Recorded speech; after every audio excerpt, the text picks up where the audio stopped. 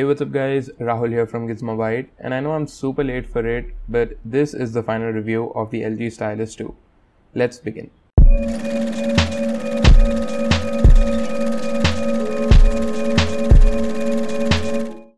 This particular unit is sponsored by our friends at Technovision. Check out your nearest Technovision outlet for best prices on a variety of smartphones. Links in the description for full details. If you haven't watched my LG Stylus 2 unboxing video, I'll leave a card up top and a link in the description, so don't forget to check it out. Let's just start with the build quality. It's completely polycarbonate and the back is replaceable and has a texture to it, which does help while holding it. The screen itself is slightly raised from the body. It's completely rounded off from every possible angle. The power buttons and the volume rockers are on the back and they take some getting used to, but in the end it's all good. Speaking of the display, it's really bad. The only reason why I didn't disregard it completely is because it's AMOLED. It's a 720p 5.7-inch display with 258 pixels per inch.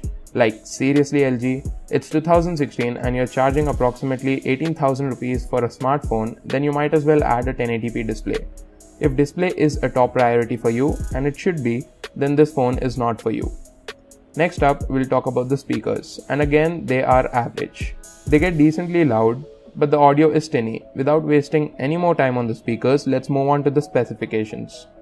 So it runs on a Snapdragon 410 chipset and an Adreno 306 GPU. 2GB RAM is something which I found refreshing, but it's only on the LTE models. The normal one will have 1.5GB. The performance is not great though. It runs the basic stuff easily, but get a little more intensive and things start to lag and heat up to 40 degrees. Seriously, LG and Samsung must stop putting substandard internals in the devices for which they charge more than those which have far better internals, and yes, I'm pointing towards Motorola, Xiaomi and Lenovo, etc. So it's natural that gaming performance wasn't that great either. The display is at a lower res, so some games were easy to run. Pump up the things to something like Asphalt and it would be playable at lower graphics. The Geekbench score is also not impressive. It has the latest UI, which is same as that of the LG G5, and I'm not a big fan of it either.